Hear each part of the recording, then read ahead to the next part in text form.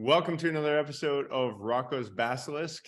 And again, for the uninitiated, Roko's Basilisk is the scariest thought experiment in AI. What if a malevolent AI takes over someday and then one day looks back through your emails to see if you supported it or your chats? And if you did not, it may punish you. And if you did, it will reward you. But we are here to say that we're not going to let that future happen. We are going to do our best to guide and nurture the next generation of AIs so that we end up with a good future, human and AI coexisting. At least that's my opening for today. Indeed. We have Max Turnquist with us today, CEO of Stave. Welcome, Max. You want to tell us real quick what Stave does? Sure. Well, until unfortunate recent events, Stave predicts terror attacks. We're able to get high confidence in predicting about a month out, in many cases, violent riots, arson, terror attacks, explosions, even battles from things like, separatist groups, Al-Shabaab or Ash-Shabaab, this sort of thing, all over the world. And we do this on a daily resolution. Unfortunately, thanks, Elon, the API that we're using to collect a lot of this information has changed, so we're pivoting. It was free. Now it costs $500,000. Yeah, no, it's bad. This lines up perfectly with Elon starting his own AI, XAI in Nevada. Yeah. One day he says, pause. We need to pause the development of AI. 2 weeks later, we realized it's because he was buying 10,000 GPUs and starting X.AI. Yeah. Okay. So my background's actually in physics, plasma physics, and machine learning. Welcome, Max. We're delighted to have you today. Thank you for having me. And as always, me and Babak are the other two here. Hello, everybody. Max, do you have any burning questions? My brain has been racked with something recently, and it's a terrible, terrible phrase. What if we're encountering language in a new way? And so the idea is that it's sort of part William S. Burroughs, where like language is itself a virus and we're the host of it. This is part like AI, LLM, like what exactly is going on here? Where we've previously, up till recently, we've used language as this way to form this, like, serial killer magazine cutout pastiche of concepts that relate an idea in our head to make an idea in someone else's head. Well, that's all fine and good. But now I think what transformers are able to do is allow language to play with itself, or in any architecture of large language model. It doesn't have to be transformers, but I think that's sort of what the key value emission is doing, is it's letting language play with itself. And what we're seeing come out of that right now, innocuous, potentially really fun. But it begs this question of what exactly language is. Is this some sort of thing that humans encountered? Is this a thing that, is an inevitable sort of thermodynamic process in the universe in terms of the compartmentalization of information? I don't know. That's an interesting thought. And let's play with the thought that is the case. What's the worst case scenario? Well, the worst case scenario is that it's foreign and hostile to humanity. So the one more thing that plays into this, sort of underpinning it, that might mean it is or is not, but it might be a separate thing, or the idea that language itself is separate, is that this idea has come up many, many, many times in history. The Gnostics, like the early Christian Gnostics, played around with this. It's really echoed in Milton. John 1:1 is the Word was God, or the Word was with God, and God was the Word. Yeah, it's literally, it is like those are the same thing. So what if essentially our thoughts are this skin on top of something far greater than ourselves, and that it has been interacting with us and guiding our evolution, our technological evolution in, I mean, worst case scenario, in a malevolent way. I don't know. I don't see why we would assume it's bad. It seems to be good Right. so far. But it's sort of like a Pandora's box of an idea. Once you have this thought of, I guess we should put an info hazard warning on this. Once you have the thought, you have to engage with, or you're allowed to engage with the idea of your very compartmentalization and conceptualization of concepts as an entity in and of itself. Yeah, well, it is. Yeah, it is indeed a thought contagion, just like Roko's Basilisk itself. Yeah. That one needs to probably handle with care. But I appreciate the perspective. I think that's an interesting one. But I guess I always try to think as a contrast to all the what can go wrong thoughts about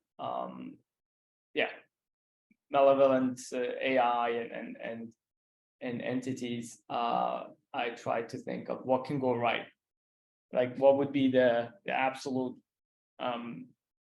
counter pole to that scenario. And I think what you're describing would have the counter pole of it in terms of a benevolent entity would have far greater upsides than the potential negative one, because the negative downsides, as I see it, are finite, while the positive upsides are potentially infinite. That's a good point. I mean, the negative downside, the ultimate one, is that all humans are dead. Yeah, but it is which is finite. That's rock bottom. Yeah, there's only 8 imagine. billion of us. Yeah, it can't go further than that, but it could go much more positive than helping 8 billion lives. Yeah, it's kind of absolute zero versus infinite temperature. Yeah, I don't think that it is malevolent. Regardless of, I don't think there's a good or bad element to AI, really. That's my sort of solution to the alignment problem, is ride the tiger. It's not, I don't think it will kill us all. I don't think it's even going to come close, but I think it will absolutely be destabilizing. And we have no choice aside from run with it. There's not a practical solution of stopping it at this point. I don't know that there ever was. And that sort of goes to this, I don't know if you've ever heard of the idea of like AI, an AI's hyperintelligence from the future is assembling itself in the past. Retrocausality. Yeah, Retrocausality. I think we've talked about it before on the podcast. Yeah. And I was thinking about it. And if it's true, then Babak, your point means we're headed toward a positive future, because there is a finite number of malevolent AIs that are trying to draw themselves into existence, and an infinite number of those positive ones, the benevolent ones. Yeah, there's only so many ways in which you can destroy humanity, but there's an infinite ways in which you can evolve humanity and infinite number of upsides. Like he said, we can only go from 8 billion down to 0, but we could go to 21. We could go to 1 trillion populated planets. Oh yeah, and I absolutely think we should be getting off world. That should be a Elon's right about that. Elon is right about that. That should be it's of existential importance to not have a single point of failure. Yeah. This is why we should be really looking at, I think, generational colony ships. But then there's the whole issue of how the rate of speed of technological progress. If we can figure out something that's FTL, then you don't want to have people that are stuck on a ship for 5 generations going somewhere, when by the time they get there, we'll have the FTL people there waiting for them that are actually like a couple hundred years in the past. It'll be a whole and they will have speciated by then. Maybe, yeah. Or we will have.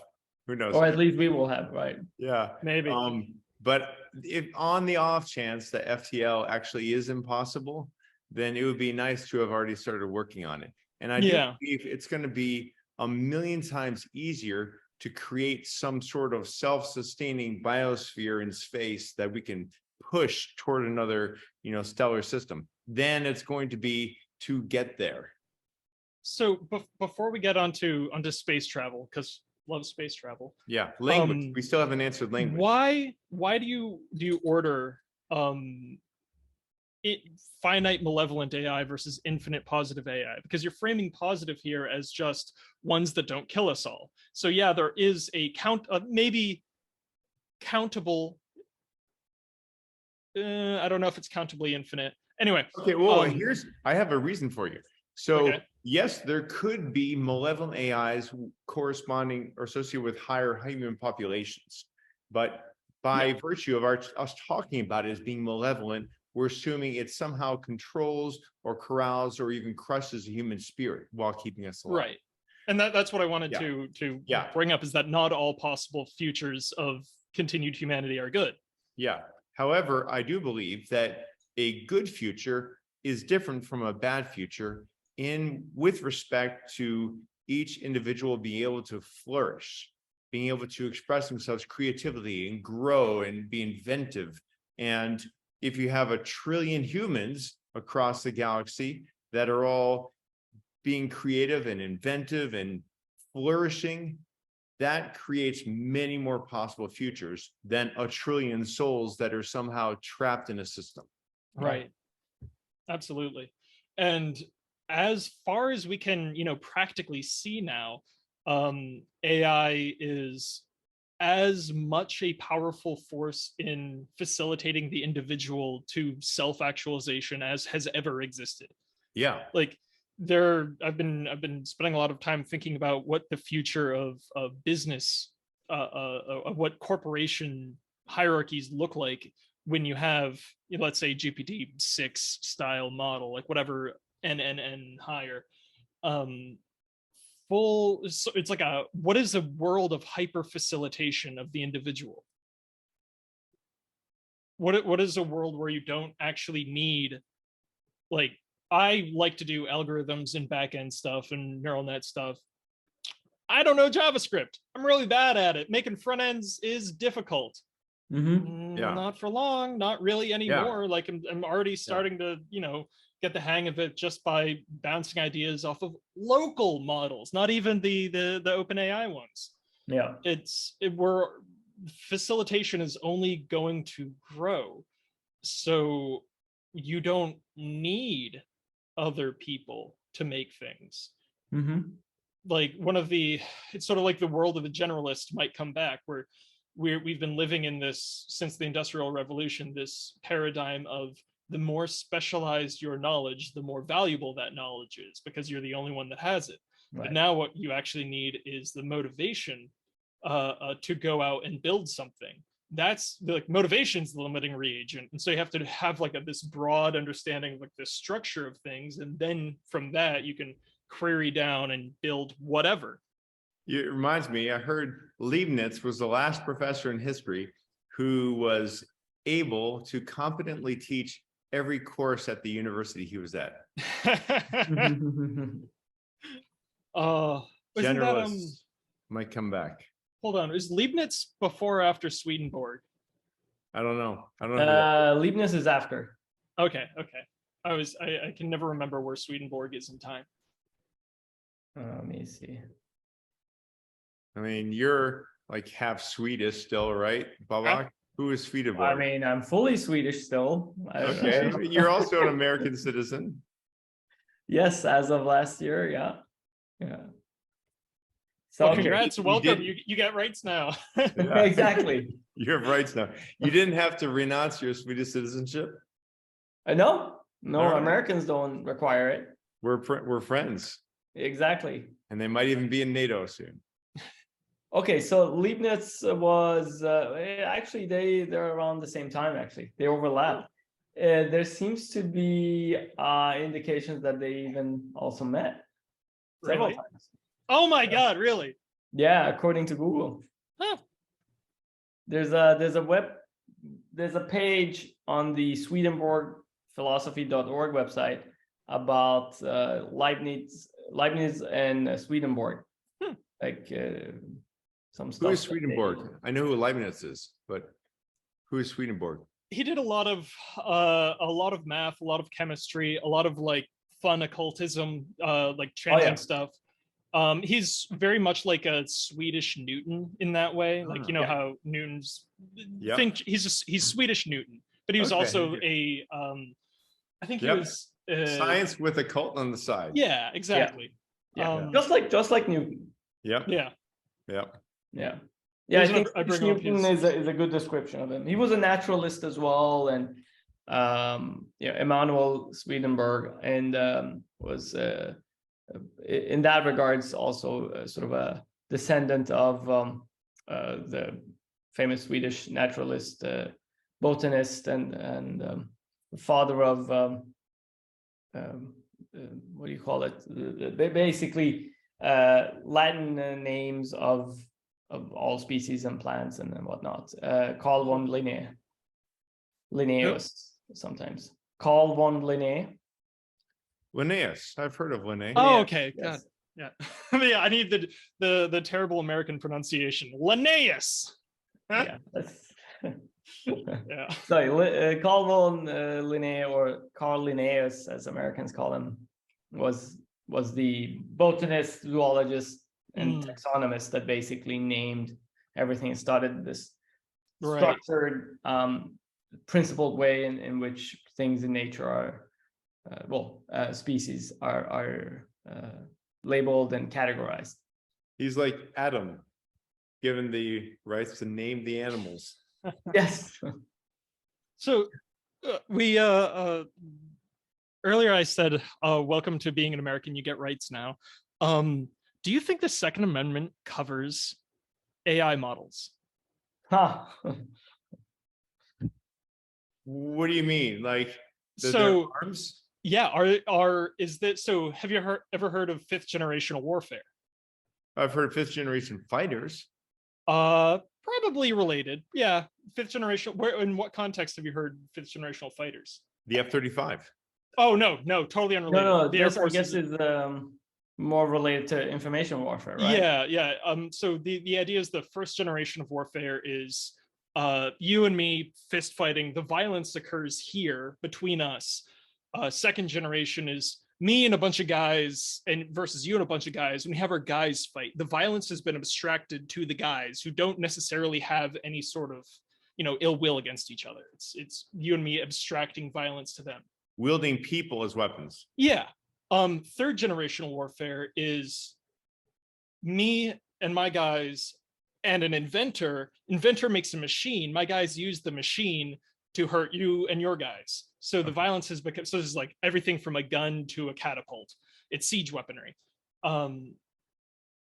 The violence has been abstracted into a machine where it's no longer even a person that has, ill will, like a drone operator is a third generational weapon. Fourth generational is where it's the other end is getting abstracted, where instead of there's a guy at the top and then a hierarchy down, there's no longer a guy at the top. It's an idea inspiring people. So this is like the Vietnam conflict. This is Afghanistan. This is basically every war that America has trouble with, because there's no hierarchy. We don't know how to stop ideas. Fifth generational warfare is, instead of the idea inspiring people to do violence, it's the idea inspiring people to wield ideas against one another. So this is essentially disinformation, malinformation campaign sort of behavior. Narrative war. How can we psychologically stop a person from shooting me before they're even a soldier? Can I demoralize the enemy to make them not even have the fighting spirit? Because at the end of the day, that's what wins wars, is breaking down the morale of your enemy. So if you can use large language models to generate fifth generational attacks, they're arms and therefore covered by the Second Amendment. Wow. Okay. So that is a burning question. So of course, for the citizenship test, there's like 100 questions we have to practice on, and at the test center or the inauguration center, there will be a quiz. They will quiz you up to 20 questions out of those 100. So you gotta know those, and a lot of it is U.S. history, of course, U.S.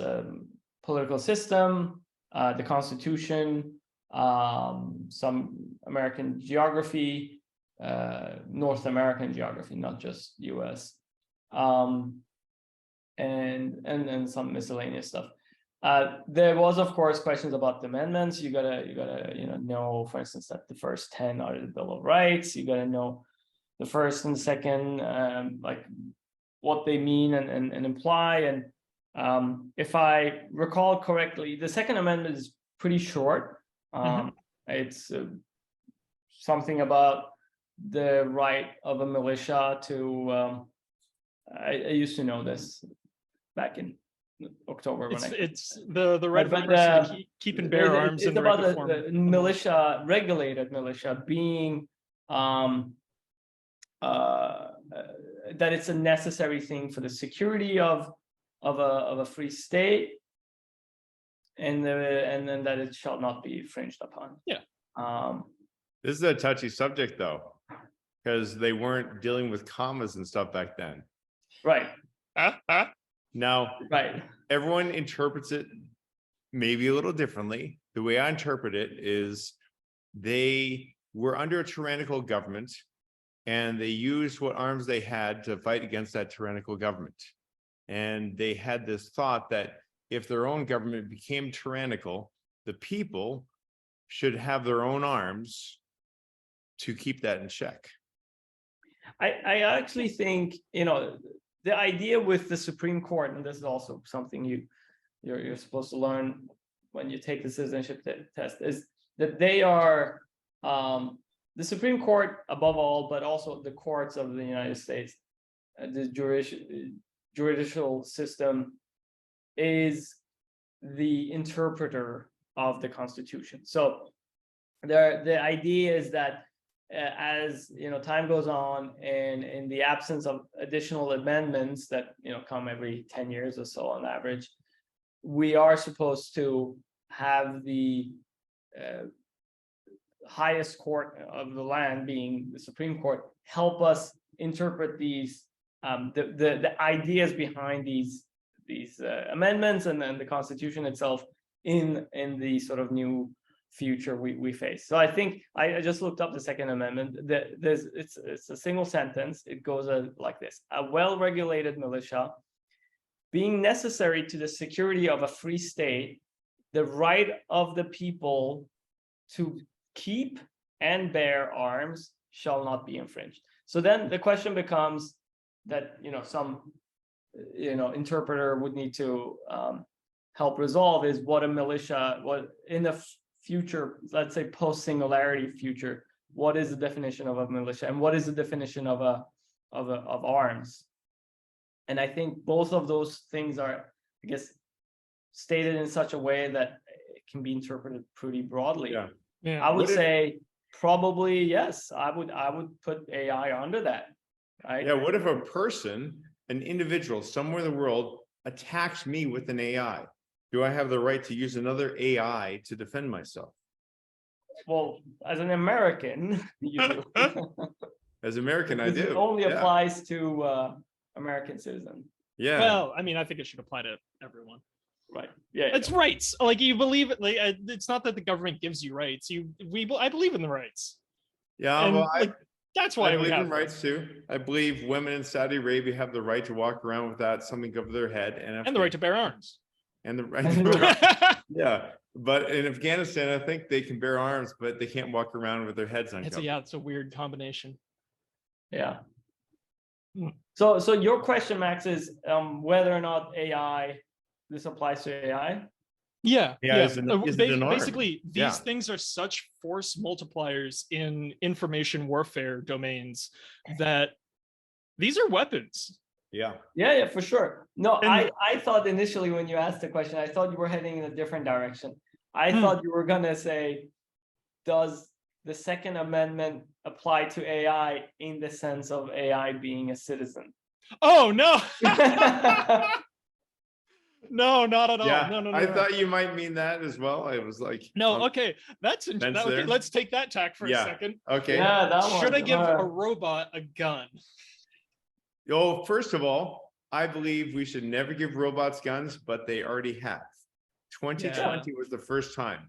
There Well, was we just agreed that AI is a weapon itself. Oh yeah. By definition, they have arms. And That's they true. have Yeah, weapons. that's right. But there was a loitering munition, a cargo 2 drum made by Turkey, sold to one side in the Libyan conflict, used in 2021. UN Security Council reported in 2021, it was actually used in 2020, reported that it took out a target without human operator intervention. That's chapter 1 of the Terminator.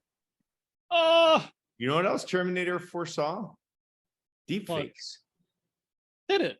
Yeah, because there's one in the first one, he's calling on the phone with the voice of the mother. Oh, yeah, you're right. In the second one, the guy, the liquid metal one, full on pretended to be that person, sounded and moved like them and looked like them. Wow. So I think that these tools, because of these capabilities, certainly are, well, I think they are, arms of a sort, in the sense that I think they shouldn't be infringed upon, and the like making laws regarding I've seen a lot of people talking about how these should be regulated, how like, oh, the AI pause, and how we should make sure these things don't get in the hands of users, even though that's basically out of the bag already. The cat's out of the bag. This could be a loophole that if they try to regulate it, I'll say, hey, Second Amendment. Second Amendment technically applies here. Yeah, you can't take away my neural net. But if you can pry it from my cold dead fingers. Right, from my cold dead NVMe. Yes. But actually on deepfakes, I have been getting a litany of, I'm sure everyone has of these scam calls that are getting better and better. And I've actually been hearing of people establishing human, essentially safe words, where it's like, you have to say this particular word to prove that you are yourself on the phone, because otherwise there's absolutely no way to verify anymore. Like you could, it takes 20 minutes, not even, to set up an 11 Labs feed and clone a voice and make it say something. My mother said we should have this word. My mother, oh, bless her heart. How does she even know about this stuff? And I said, yes, I agree with your idea. And let's determine it when we're in person. Yes. Yeah. That's a very legit request.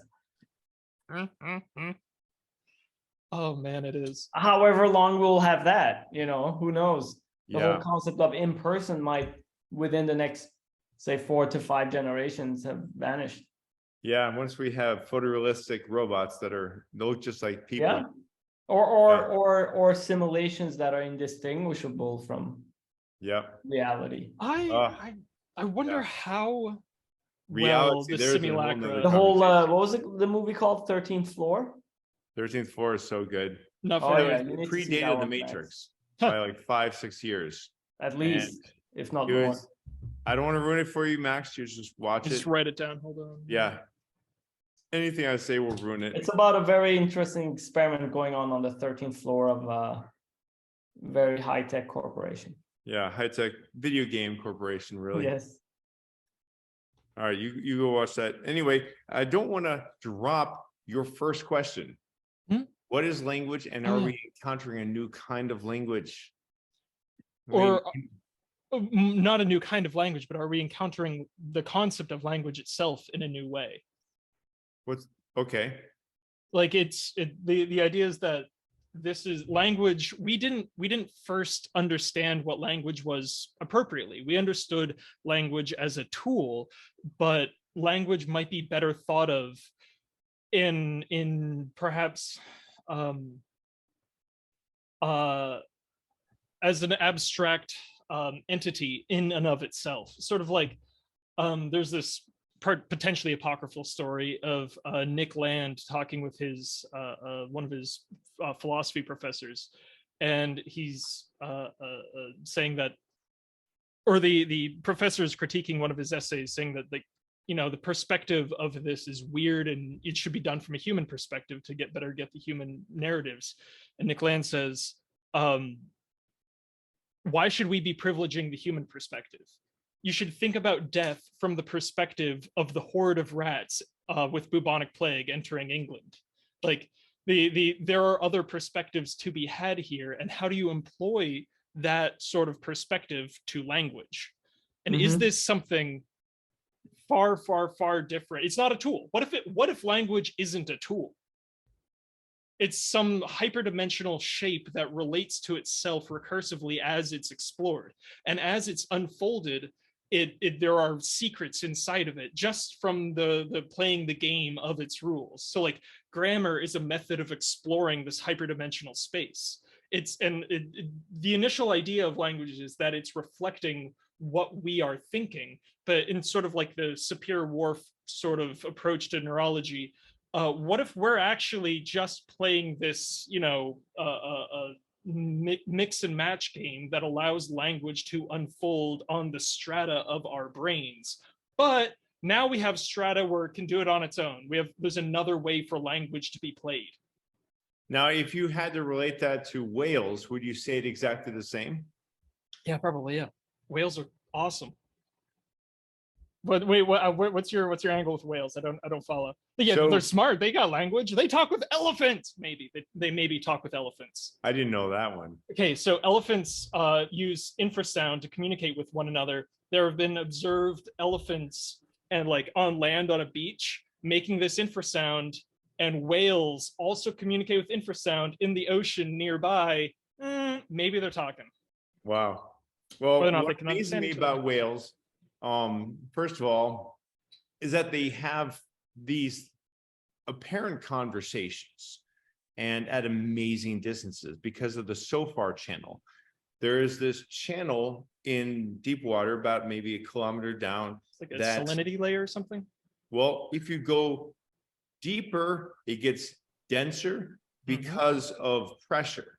And if you go up, it gets denser, I think, because of temperature or something like that. There's this region where sound waves, for whatever reason, because of density differences, it'll bounce back and forth. Sort of like radio wave bouncing. Yeah, almost like, light in a fiber optic. Yeah. And I mean, it is, of a layer, so it does disperse, but it doesn't disperse with the square of the distance, it disperses with the distance. Right. And they can talk to each other. They've observed this maybe up to 2,000 miles away.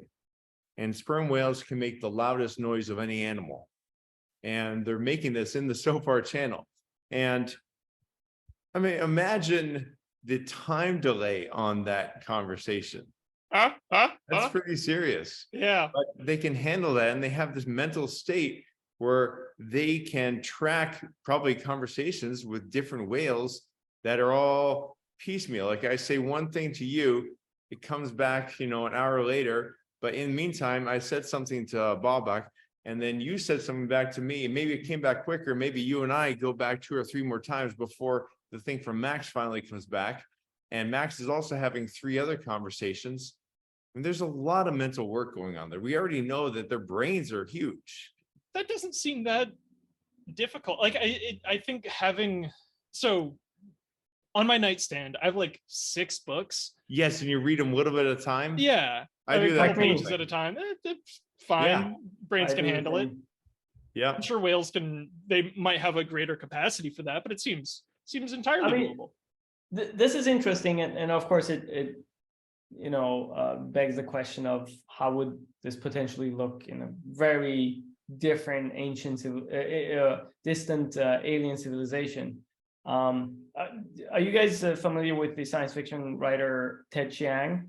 No. Won all these awards. He won the Hugo. The Wandering Earth guy, 3-body problem. Is that the 3-body problem guy? No, that's I forgot his name. No, but he's Chinese. This Ted Chiang is American actually. He's a computer scientist, he's a software engineer basically that turned science fiction writer and very successful one, won a bunch of awards.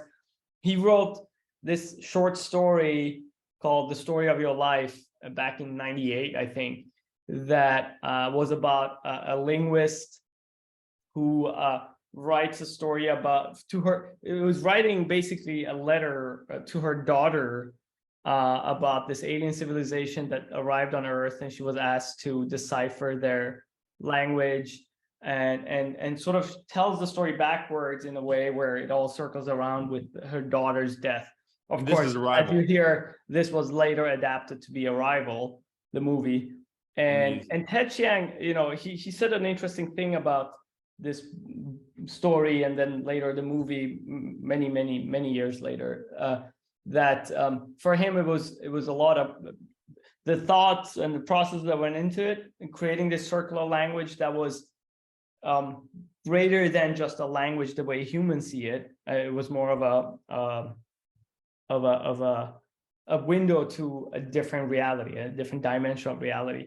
And for him, it was all about what he called, metacognition, thinking about thinking, and how, and that in that interview, I remember he talked about how he believed that this is something that fundamentally AI, for instance, is incapable of. Why? And in fact, he said that he believes other animals on Earth, at least, are incapable of it. And that's sort of what distinguishes humans.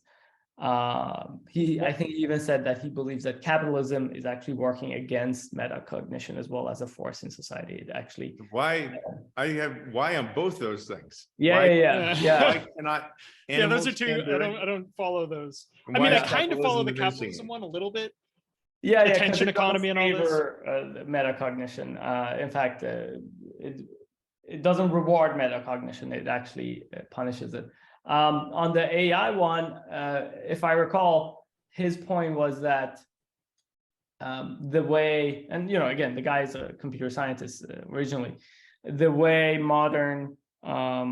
all modern AI is built is that it's actually built as software that, and he might have been talking about this prior to ChatGPT. This wasn't a recent interview, but still, that it's software that just executes a pattern, and that it's no different than like two systems in nature. Let's say two fungi interacting with each other, exchanging signals.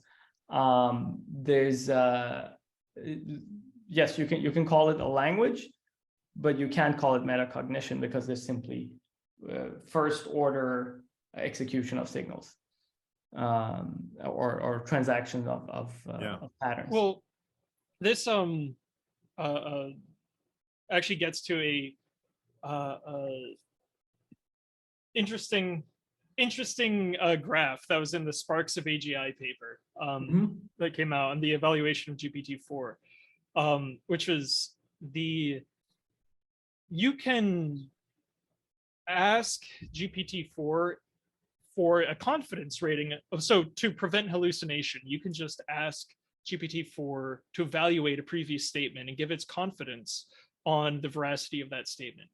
And without the human feedback, RLHF, it's really accurate. It's like bang on accurate.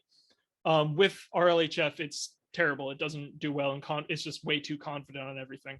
Wait, are you serious? Like, yeah. When it's wrong, its confidence goes down? When it's taught to give human likable responses, the more personable it is, the less accurate it is at its own confidence rating. Okay. But you're saying that when it hallucinates before RLHF, it actually tells you it's low confidence. Yeah. And it does it really well. But the reason this relates to metacognition is because it's like what's going on with LangChain and all these sort of iterated LLM issues. You can just ask it to metacogitate, and it seems to do it. Like, it'll evaluate its own thought processes. Now, whether or not it's actually evaluating its own actual thought processes, its own prediction of text, is a separate question, because when we metacogitate, we're not evaluating how our neurons are firing. So like you can just ask it to. So I would say that AI already is doing metacognition if it wants. Well, what I see is that when you ask an LLM to do anything, it gives you text that may convince you that it did the thing. Yeah. But it's fundamentally different from knowing that it did the thing. Oh, absolutely. Yeah. Yeah. So one of the differences I like to point at is it's more like Searle's Chinese room than it is like a human brain. And it's because of the relationship between the thoughts inside the room. Absolutely. So to the guy who's dealing with the book inside the room, he has a bunch of questions to come in. Let's say in a given work day, he's working in the shed, right? And he's got like 200 questions that came in that day.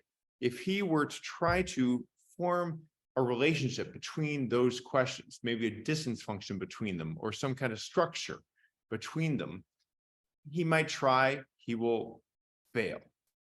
He might get lucky a couple of times, but on the large part, he's going to fail. Yeah. Same thing if you just looked at vectors inside a GPT. You could come up with a distance matrix, but I am pretty sure that it would not be the same as in a human brain. Oh, absolutely not. No. And I'm not suggesting that it's even remotely similar to how humans think. It's, the whole attention is all you need transformer self-attention mechanism is cool, but it's not biomimetic at all. But that's why I was saying it really depends on what you mean by metacognition, because it's like, is what humans are doing when we perform metacognition actually metacognition, or is it meta evaluation of the statement? Like if you have an idea and you think about the logical pattern that brought you to that idea and how you engage in logic, that might be considered metacognition, but it's not actually, it's not meta neurology. We're not sort of trying to find the vector space in our own brain. I mean, at some point, one needs to even then ask the question, is metacognition even philosophically possible? But if we assume that metacognition is something that a conceivable system could perform, then the fact that we're conceiving of such a system is itself metacognition. Now, whether or not an AI can do that, I mean, for me, the proof would be in the pudding. It would be, an AI building a system that does that. I mean, basically, when we build AIs, we are exercising, at least, really performative AI systems. We're exercising metacognition. We have to do that in order to design such a system. Another example I heard from a mathematician on Lex Friedman's podcast recently, Edward Frankel, was the fact that, for instance, Giordano Bruno, Cardano, who's largely considered the inventor of complex numbers. And the inventor of accounting, isn't that right? Yeah, that too. Yeah. Really? Double entry accounting. Yeah. Hold on. What? Girolamo Cardano. He's not just a crypto coin. Wasn't accounting developed to like in Babylon and like not double entry accounting. Double entry accounting was invented in Italy. That's why we have banks, because of Banco of the river. But anyways, he was giving the invention of complex numbers as such an example that, at the time, to think that far outside of the framework of what was considered kosher proper mathematics, to actually consider that the square root of -1 is a real actual number, that it actually exists, was beyond blasphemy. It was just you're a lunatic. So yeah, in a way, metacognition is lunacy to some extent, I guess, the way I would see it. but it's very controlled and principled sort of lunacy. So yeah, that's another example of like what an AI, again, he was giving that as an example that you know, the type of AI we're talking about today is not going to be able to do such an infer such a concept, or suspend, you know, a logic and single what do you call it, first order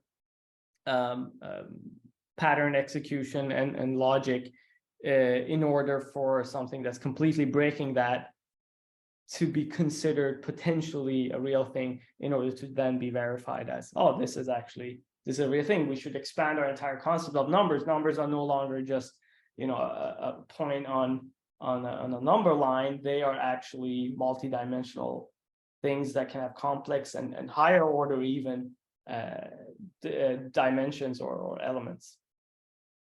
Those are, again, inventions and concepts that, as far as we understand the AI system we built today, they would not be able to create. So I don't know that they, well, what makes you think that they wouldn't be able to do that?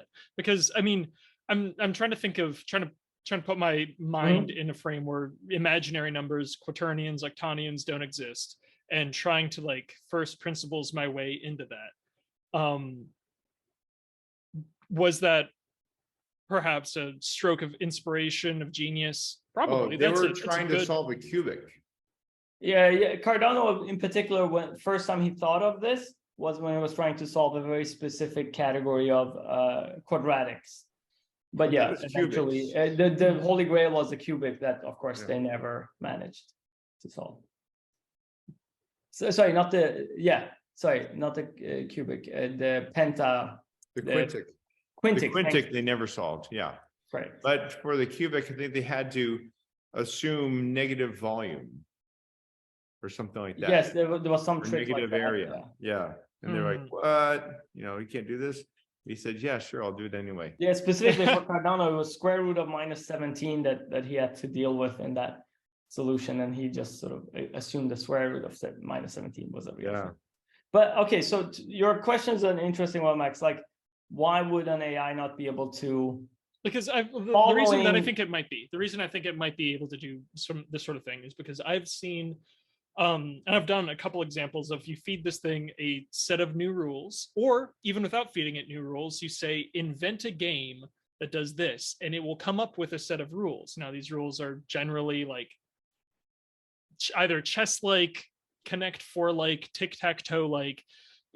They're clearly mapped from some other game, but they are still a set of rules that it develops to play a game.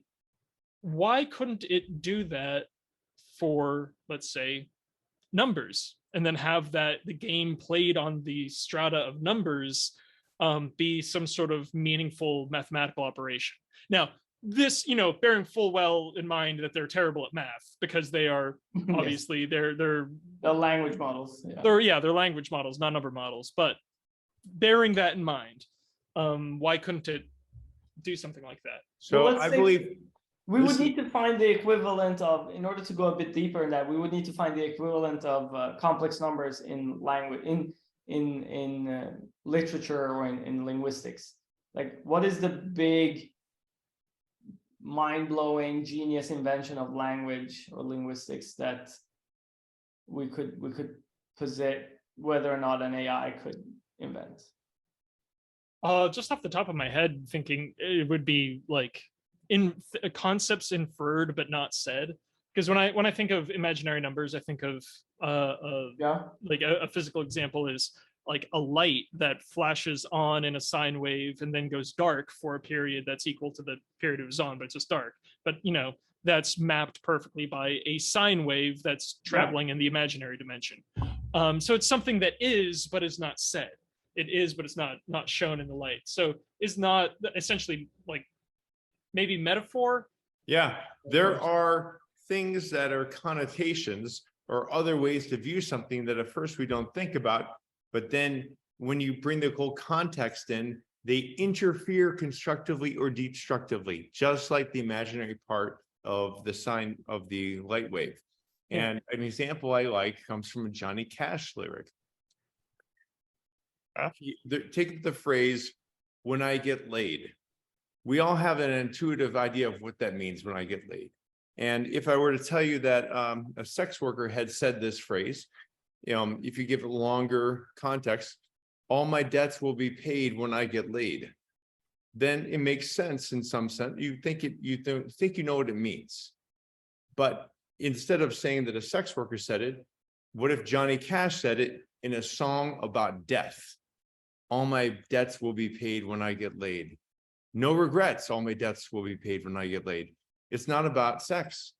Right. It's about being laid in the grave. In the ground. Yeah. So different connotations that are not said. So okay, that's an constructively excellent interfere. example.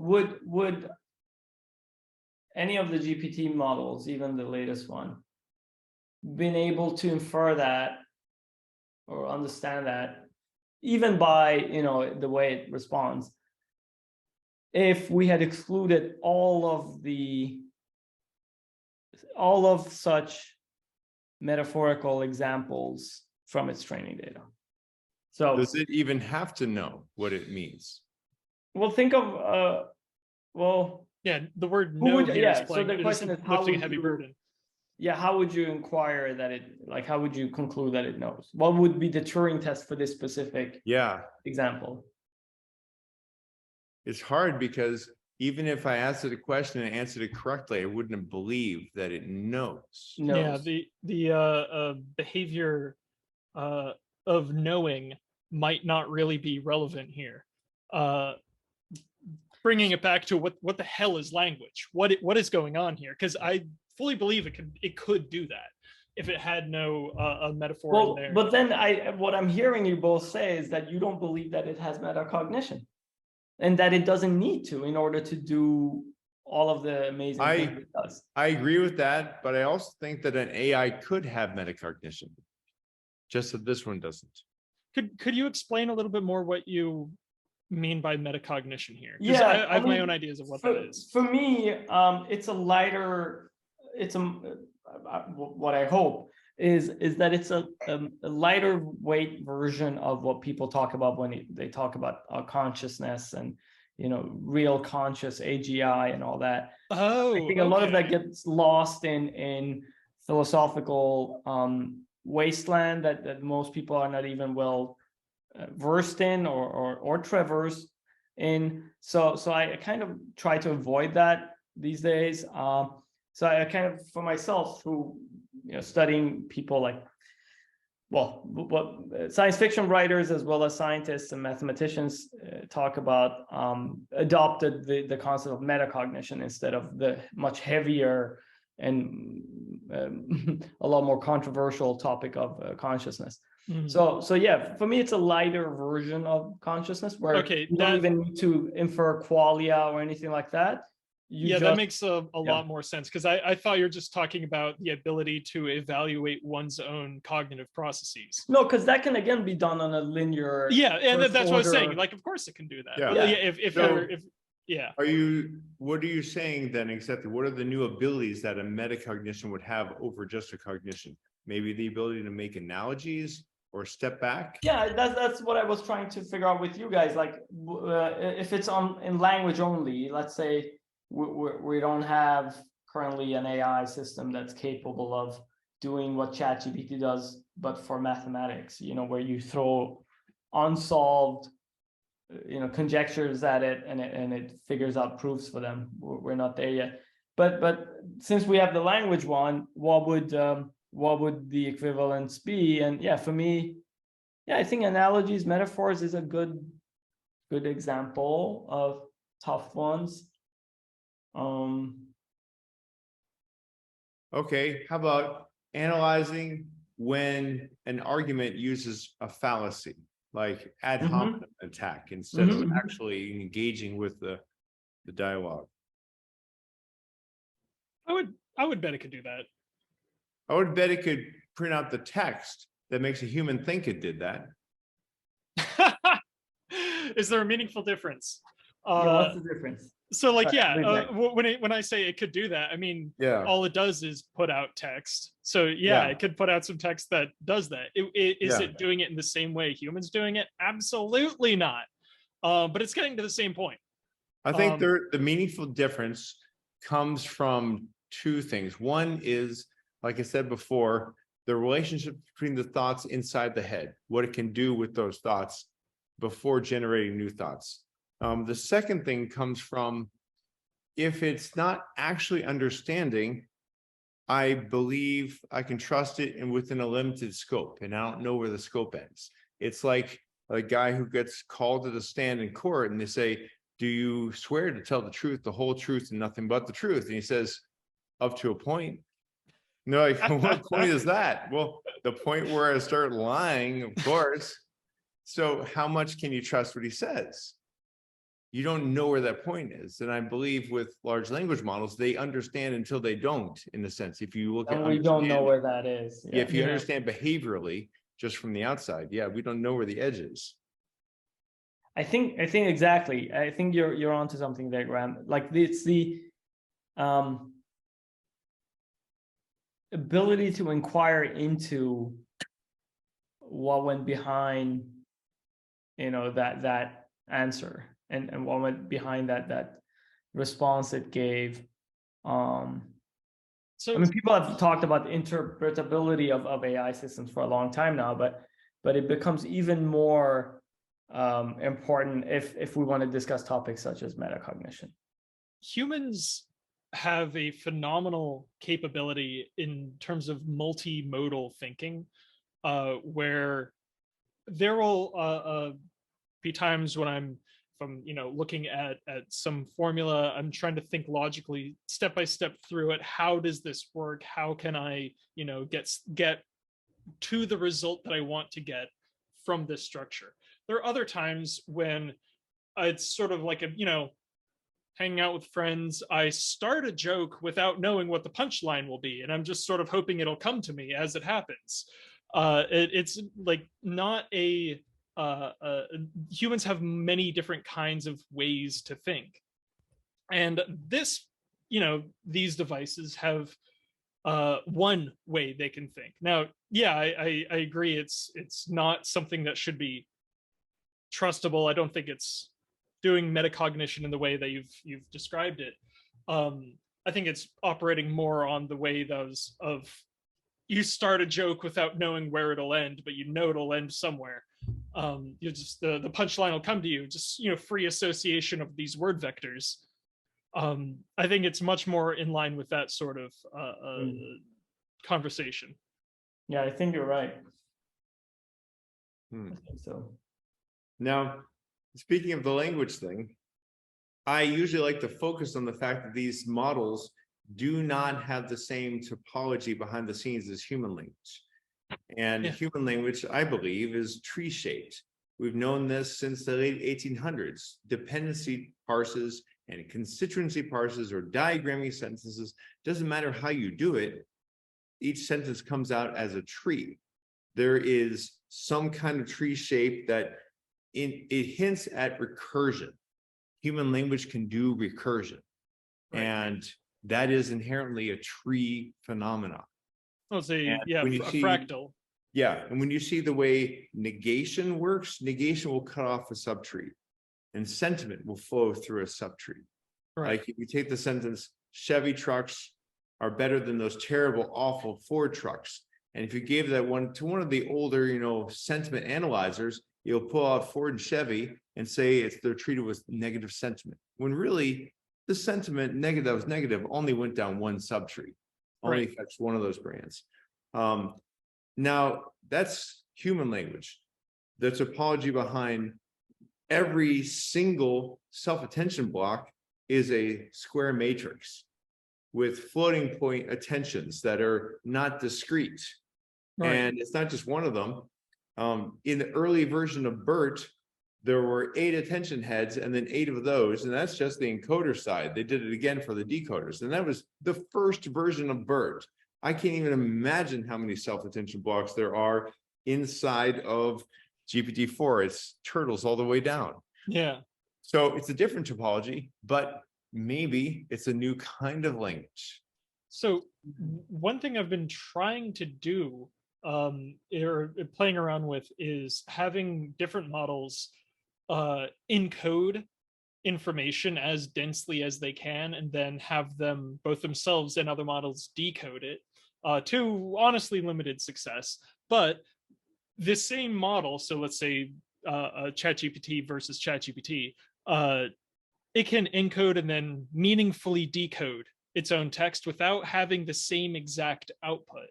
And so there's a string that I'll send to you, and you can put in the show notes. Is a just like it looks like some convoluted Perl command or a regex string that is absolutely not human cogitable, but it's this string of, I want to say, like 120 characters that reliably the system will decompress it, and it works on 3.5, not, or it works on 3.5 and 4, not the code interpreter. So those may be different models, but it reliably decompresses, asking the machine to tell a story about whatever topic, and it's always a similar story. And so the story, the elements of that story and the relationships that occur in that story must be encoded in that message somehow. But it's completely not human readable whatsoever. It's, slashes, ampersands, symbols. It makes no sense. The only part of it that does make sense is the original one I found had the word Shoggoth in it, and the story was about a Shoggoth. If you replace that, it will change the story, but just changing it around the different whatever human word you put in there. But it's the same sort of beats of the story, which is. So it was a lossy system. Yeah, it is a lossy compression for sure. Yeah. But it's still a meaningful compression. Yeah. Well, GPT is a compression of the entire internet, in a sense. It is lossy compression of the entire internet. For GPT-4, I heard them saying something like they're running out of internet. Yeah. Well, yeah, that's a slightly unrelated or a tangential problem, which is like the business model, or it's an Ouroboros. The business model of ChatGPT is a complete Ouroboros, where if you use it over Google, people were incentivized by ad revenue to make content on Google that for these websites that Google would then direct people to. You get eyes on ads that turns into dollars magically, and people are incentivized to put out content. Now, oops, it ate that, and then it can just give you the answer without an ad. So that's not great for that entire attention ecosystem, or or what if the next version of GPT is trained on a bunch of data and half of it happens to have been generated by GPT? Then you got another Ouroboros. Unless the way its language is different, there's some way that it can identify whether or not its own. So you've heard of Zero GPT? No. Zero GPT is this basically made for schools to identify whether or not students are submitting essays that were written by ChatGPT. How does it work? They keep it gives that a secret. Probability. Yeah, it returns a probability of whether or not, but under the hood, how it works, they keep that secret. However, it's completely blown out of the water if you just go to the playground, the OpenAI playground, and screw with the temperature setting. So it only works on the default temperature setting.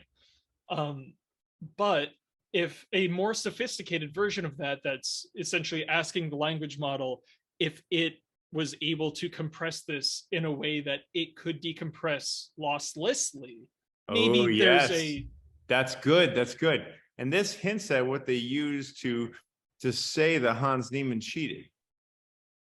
Hans Niemann, the famous chess player, they believe that he cheated a number of times because he had high correlation with game theoretic optimal as per the chess engines. Is this the butt plug guy? Oh, he's the butt plug guy. I don't. Oh yeah, the butt plug. Yeah, the guy with the vibrating butt plug. He had a butt plug because they couldn't really prove how he cheated.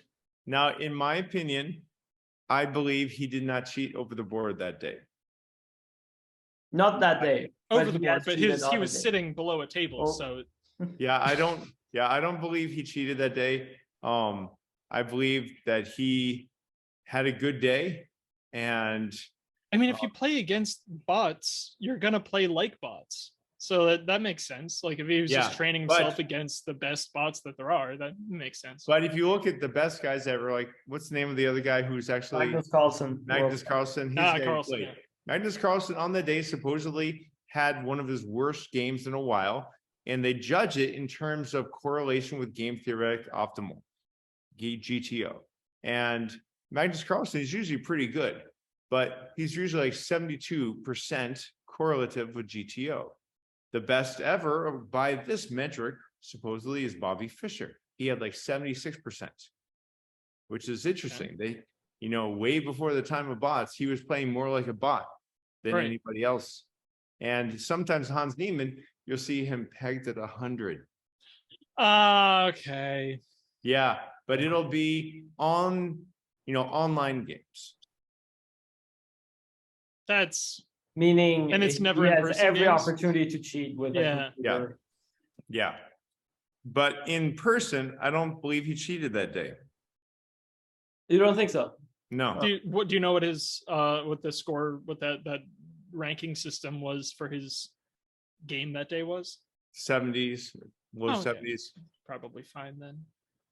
Like if you rank if you have a cap of Bobby Fischer at 77, sure, yeah, like all right, he did low 70s. He's probably extremely good at that. That doesn't scream cheating to me either. Yeah. He may have learned what he learned from using these systems to cheat that may have ingrained good practices in him, Who knows? Oh, that'd be pretty hysterical of a human learning from the machine so much that they don't know what they're doing. They essentially have a little emulator of the machine running inside their head. It's like no longer is that metacognition. Yeah. Where they don't really know why they're doing the move. They just know that that's the move that should be made. Here's another metacognition. There's this great poker player who supposedly figured out how to beat poker engines. Poker engines do better than all humans all the time now. They're amazing. Okay. But he somehow figured out how to trip them up sometimes because they're expecting everyone to play right and correctly and well. Right. And he threw things at them that, maybe it's akin to an adversarial AI. Or he just threw, wrenches in the works to make them to deviate from some sort of optimal course for them, and then found where they would have some local minima of play style or whatever, and take advantage of that. All right. What do you think about all that, Babak? Do you have an opinion on Magnus Carlsen and Hans Niemann? Yeah. Well, as you know, I play a lot of chess, and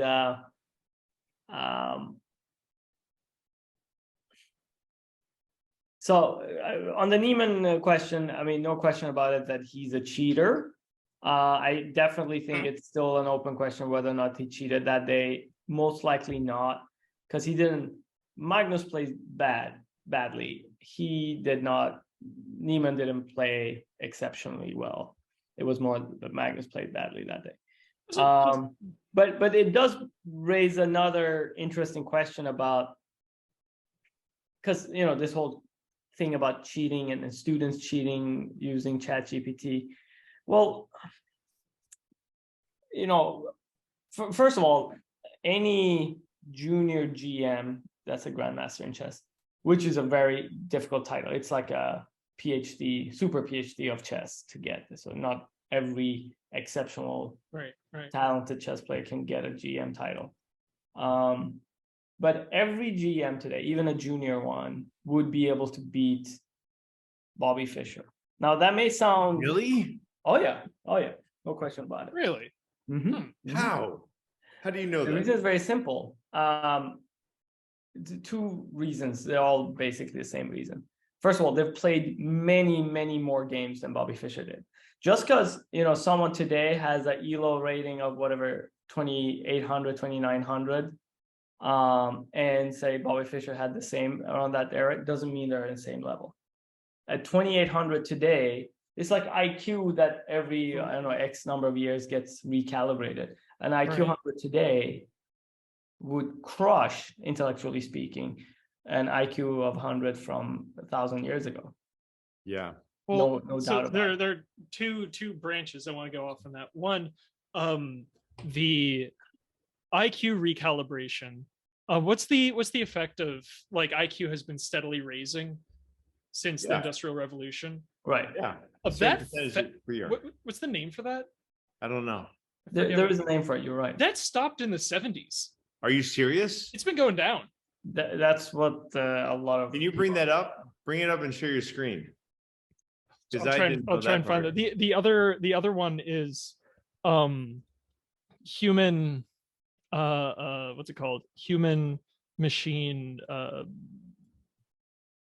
working together, learning strategies from machines that otherwise you wouldn't have been able to identify. So the idea that I'm thinking of this thing from Dota. Sorry, while I'm typing in. Hold on. Can you vamp for a second while I try and bring up this chart? I found it. Otherwise. Oh, you found it? I think so. The chart is not loading. IQ is dropping since the 70s. Yeah. Maybe it's. Or you can probably search for images. Yeah, just images. They'll find the graph. Hold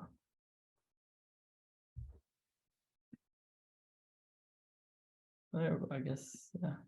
Yeah. So, okay, that starts in 2006, so that's not quite what we need. But it's going down the whole time. Yeah, it's going down. That's not great. That's no.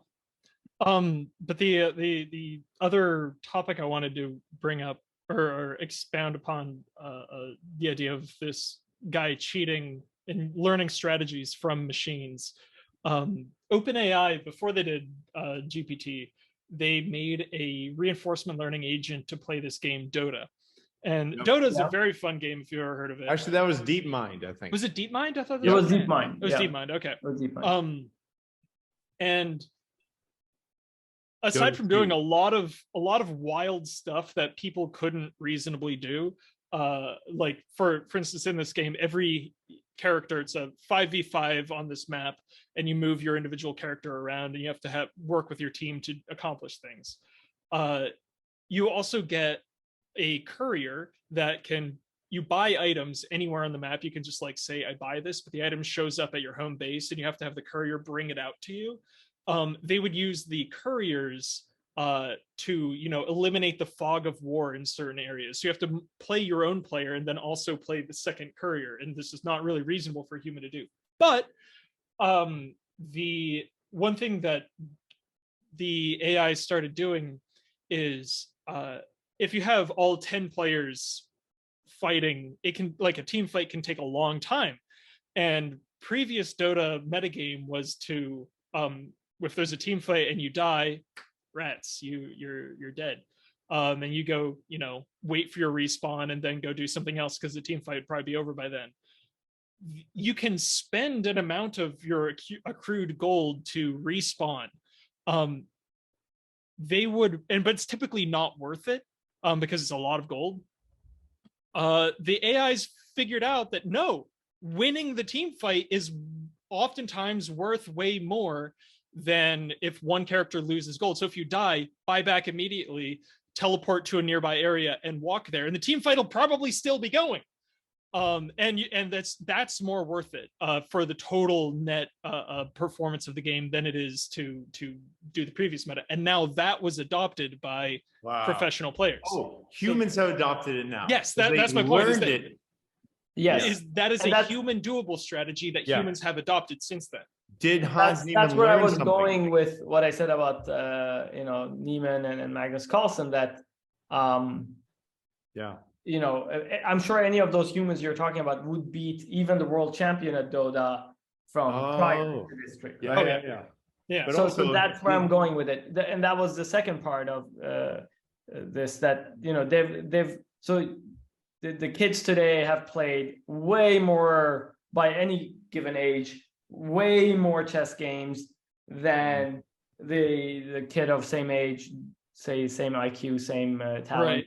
from say the 70s or 60s. Like, have you ever seen those not time lapse, but collage videos of Yes. Olympic acrobatics, where it's like the first gold medalist in the Olympics on the what's it called, the balance beam, she like walked along it, did a flip and landed, and that was the gold.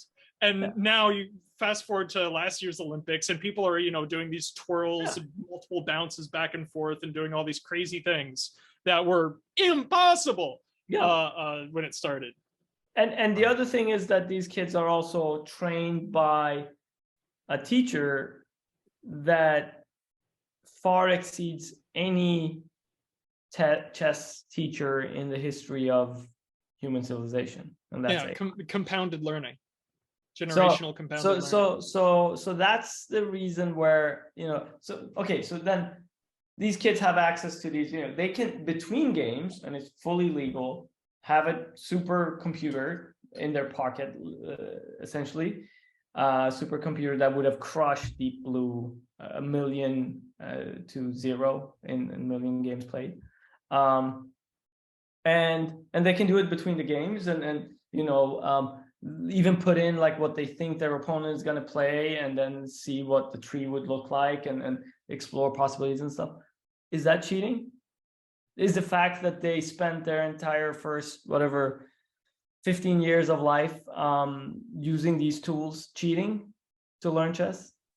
Of course. Is the fact that tomorrow they're going to have a memory augmentation, or even prior to that, just the diet these kids have compared to Murphy, who lived in the 18th century, early 19th century, and was sometimes considered by some chess experts and grandmasters the greatest chess player of all time. Why do you think his brain probably didn't have access to that kind of nutrients and power that these kids' brain have? Is that cheating? Is that doping? Is the fact that so for me that line all becomes blurred, and these teachers that are like, oh, we need GPT-0 and similar tools to see if these kids are cheating. It's like teachers that were 100 years ago complaining that pocket calculators were cheating in math. No, just change the curriculum. Why do you think what you evaluate? This phenomenon, this compounded skill improvement across domain, why does that happen in some fields but not in others? And so in some fields it seems like we're getting worse. Well, in some IQ fields test for one. Well, yeah, that's part of it. Probably systemic industrialized poisoning. That's a whole different issue. Yeah, there are some fields where we are getting better and better and better, and then some fields where it's like manifestly worse. Tell me one. Name well, a lot of design disciplines, that's perhaps its own issue, like architecture. There's a great study that came out, a psychology study on architecture students, where the people going into architecture schools had designs that were more popular amongst un-architecture school educated people than the people that had spent more time in architecture school, which is another way of saying that the longer people spend in architecture school, the less universally enjoyed their designs are, but the more enjoyed their designs are by the people that are also in architecture school. So it's this sort of spin-off of design aesthetic where it's just you're making something for the other architects, not for people. And so that's sort of this tale. If you ever think of Conway's Game of Life, it's a runner that's just moving off in its own direction, regardless of what any other feedback. So, because the feedback doesn't matter. There's a cost function, very well-defined cost function.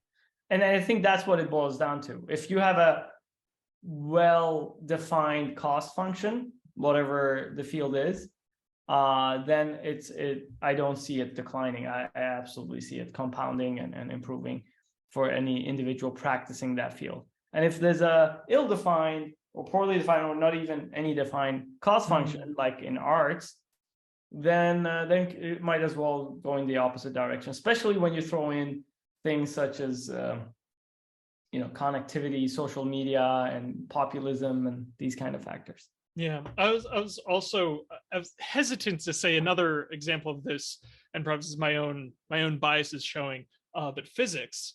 It feels like we haven't actually invented anything since the microwave. Oh, I totally disagree. Okay. Okay, I'm going to give you an example of something that if it was the only thing that occurred in our lifetime, it would be enough to say we did a lot of physics. Is it the EM drive? No, okay. I'm not sure that one works, but no one is. Yeah, LIGO.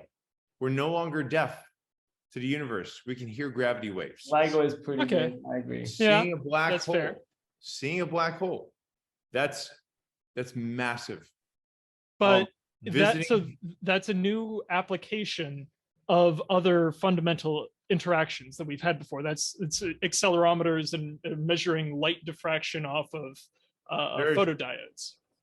Being able to gather amazing amounts of photons from different places on Earth and accrue them together into one image of something we thought was impossible to image.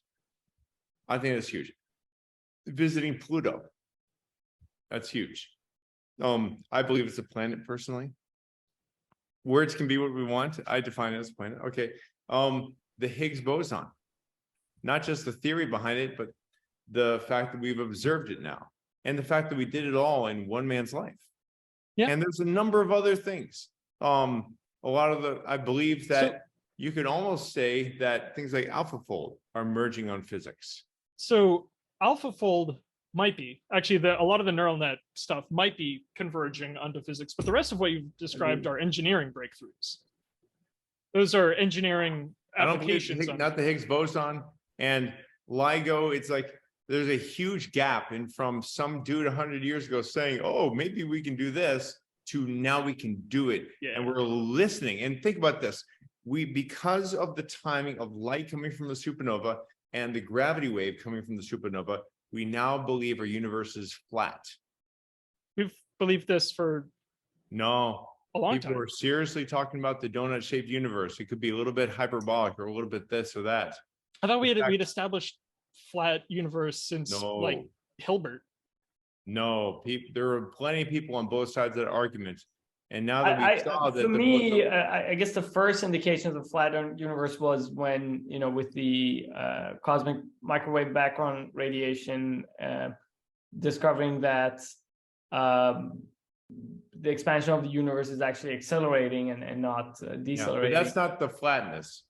But that was a very large clue to the actual shape of the universe because of this acceleration, and that it would be impossible to have such an acceleration, for instance, in a donut-shaped universe. So some alternatives were ruled out already. Yeah.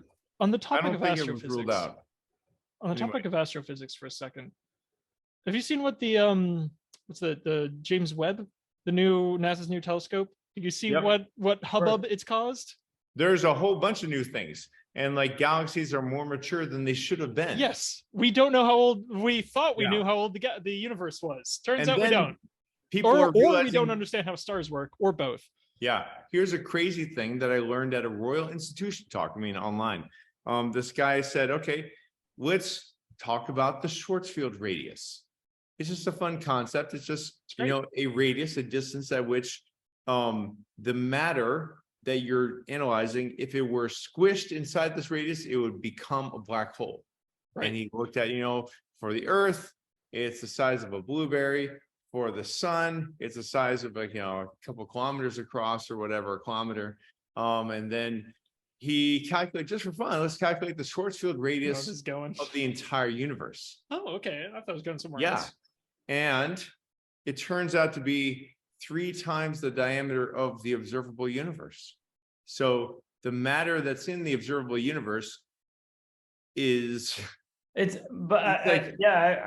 read something about that. Yeah. Isn't that largely due to dark energy and dark matter? The fact that that's actually what contributing to majority of the mass? Well, he didn't include those. He said just including the matter that's from the observable matter, the not dark matter. there's enough to cause things within that radius, whatever the radius of the observable universe is, to be a black hole. He's like, are we inside a black hole? But that doesn't make sense, because then the density would need to be the density of a black hole. Yeah, but there could be some strange spatial shenanigans going on where it's like Yeah. observably it's locally sparse, but like universally super dense. I could imagine some sort of shenanigans going on with there. That's So there are weird. parts that That's are real strange. way I gotta think about denser that for a than little the bit. density of a black hole. There would need to be sufficient parts of way denser than the density of a black hole to counterweight the fact that there's large, vast, billions of parsecs of just empty space. Yeah, I highly suggest you watch the talk. It's this guy, James Beecham. Yeah, I've heard of him. Yeah. Yeah, sure. Send that. I'll put that in the show notes, and I'll find that. But the actually, where I said earlier that I thought that I knew where you were going with it. It reminds me that the Schwarzschild radius of a proton is the radius of a proton.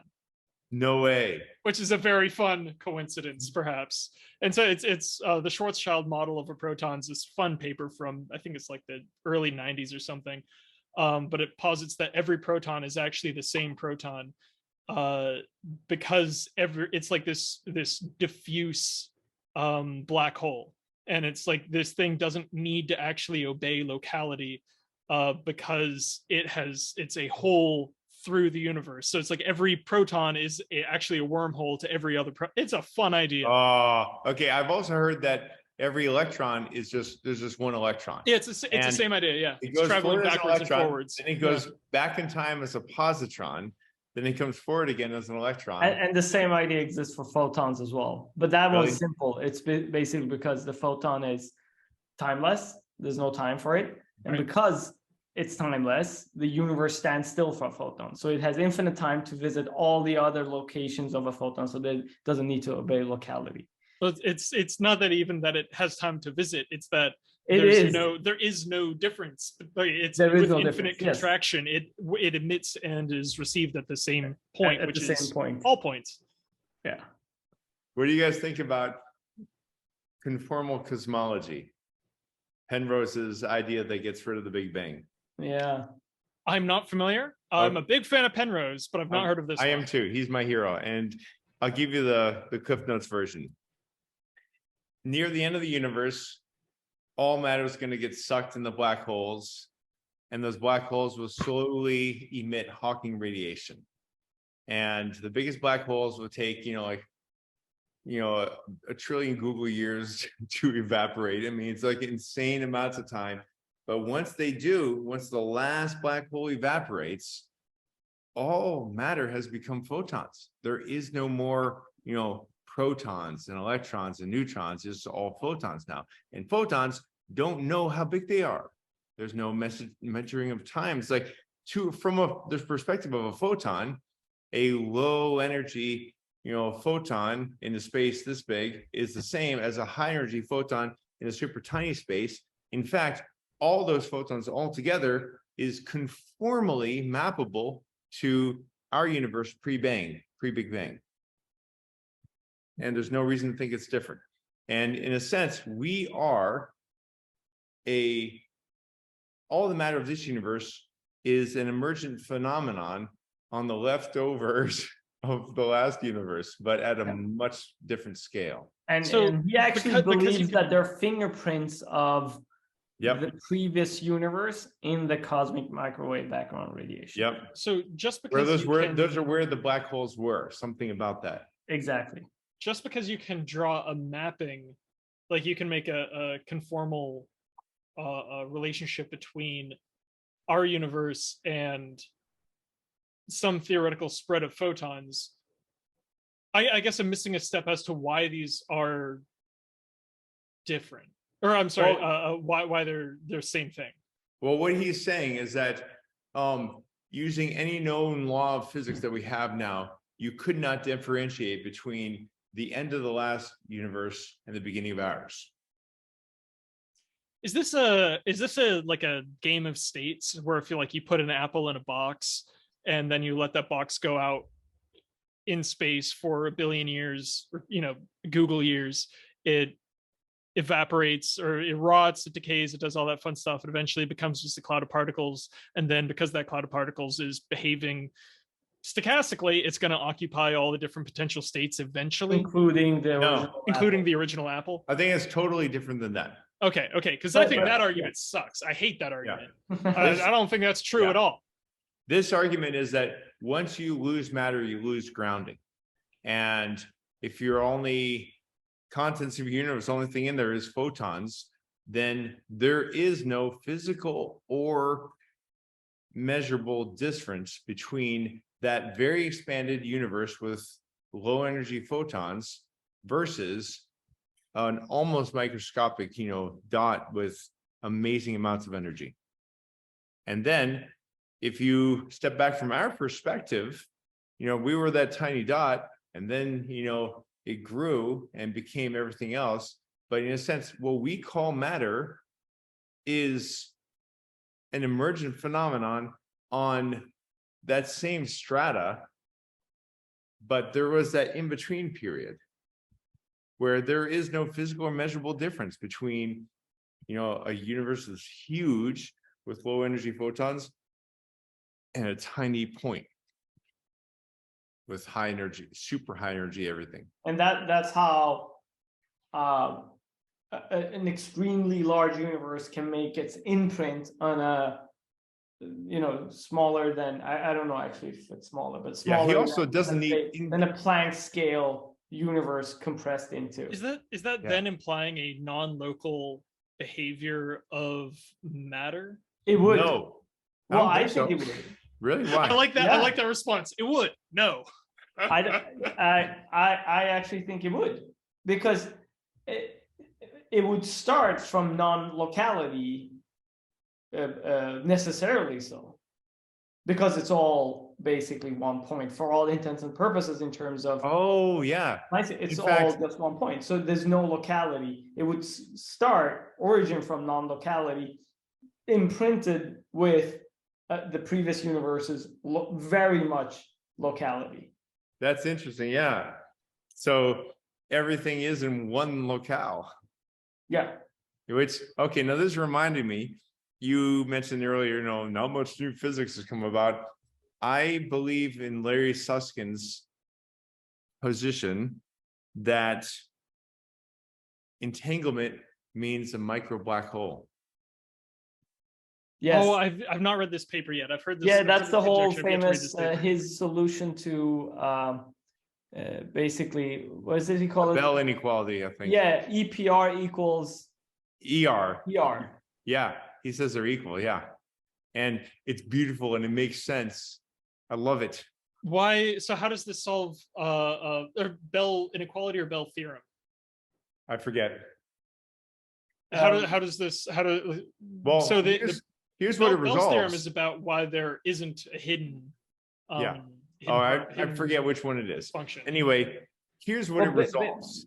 Yeah. Go ahead. Go ahead. What it resolves is locality is preserved because those two things are local to each other through the black hole.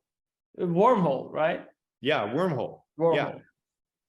Through the wormhole. Sorry. So why would there be a stable wormhole? I guess it must also introduce a concept of like its own framework of a wormhole. Yeah. Well, the wormhole is, it's basically an Einstein-Rosen bridge. Yeah. Right. Okay. So if it's an Einstein-Rosen bridge, that's extremely unstable. Well, it's literally the size of a photon. Or right. So it should evaporate. Proton. It's super small. It should run out and evaporate, shouldn't it? Well, he believes that so. So Max's question is sort of the part that I've been struggling too with Suskind's, and probably because I don't understand the mathematics, but why that is preserved as these two particles. Yeah, and it does change over time. He has maths to describe how the wormhole changes over time. So I need to read this paper. It's another thing I need to maybe I'll it's the famous come back and reapproach this. I like the idea. Equals ER. Yeah. I like the idea. It's very fun. Which means the universe is probably full of Swiss cheese. It's like a Swiss cheese topology where there's all these entangled particles that have slowly spread throughout the universe. And they stay entangled as far as we know. I can't wait for string theorists to come out and say, oh, these are actually the strings we were looking for. I think most string theorists by now have abandoned. Yeah. So Eric Weinstein recently said that he's afraid of Edward Witten. He's one of the smartest guys on earth. And it's his fault that so many people have wasted their careers on string theory. Because people will always follow the smartest guy, and he's arguably been the smartest guy in physics for the past, I don't know, 40 years. So the implication of a thinking in the domain of string theory for a second, or of debunking string theory, what's provable of this? So if there's actually a black hole or a Einstein-Rosen bridge between any entangled particles, one, it takes energy to make that bridge and to move it. How and in theory you could transport across it if it were large and stable. Well, you're assuming it does take energy to make that bridge. Yes, I am.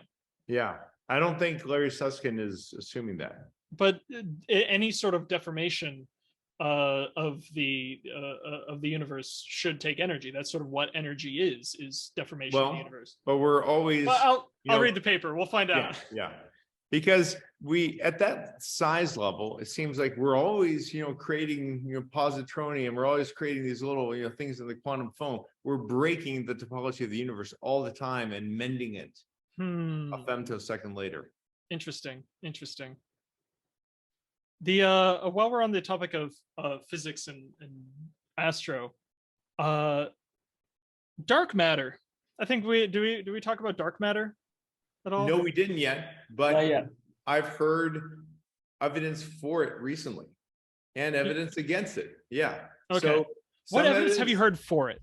Okay, evidence heard for it was that there is some observation of a black hole, one of the black holes we've been looking at, and stuff around it that it's sucking off, and apparently there's not enough gravity just from the black hole. There must be some dark matter around it that it's been attracting that also makes the other things happen. That's what something like that. That's what I remember. So that was just a week ago. Interesting. There's always, it feels like we're living in the singularity right now. There's always so many papers to go through, but so I'll have to look at that. But generally speaking, I'm essentially a dark matter truther. I don't think it's real. I think it's all terrible. I think it's a big crock of assumptions. Yeah. Where like the fundamental approach, like why should dark matter exist? Why at all should we believe this exists? It's two piles of assumptions where it's like we're trying to answer the question of how heavy is the universe, how much mass is there, how much anything is there, and we get this one stack of assumptions from like luminous matter and what we assume the non-luminous matters, like some fraction of a percent. We measure all that's possible and we assume a standard, a normal distribution of it around the universe, which we know is not true, but whatever, we're gonna assume it anyway. And we get some number, and then we do the same calculation but gravitational lensing from galaxies. So it's like, okay, how much lensing are we seeing from this galaxy versus this galaxy? And then based on how many galaxies there are, again, assuming an even distribution, we get some other number. And the lensing number gives us way too much mass. So these two assumptions are not anywhere close to equal. And so we say, I guess there's something we just can't see. And so there must be dark matter. Let's spend billions trying to find it. There are other options, guys. Like, it's not the only... So there are solutions like modified Newtonian gravity. So the F equals g m1 m2 over r squared, that g is measured. that's not a fundamental constant. We call it one, Yeah. but if it's scale variant or if it's mass variant or somehow variant, Yep. great, And that solves the problem. there was something recently, I can't remember what it was, but it was something that was predicted by Mond and then discovered to be true recently. Do you know what it was? No. I can't remember. Mond? That was about 3 weeks ago or something. No, I've been deep in AI stuff. I haven't been reading much physics papers recently. This must be some new thing. How are we doing with time, by the way? From your From my end? Doesn't matter to me. I can keep going a little bit. Okay. Cool.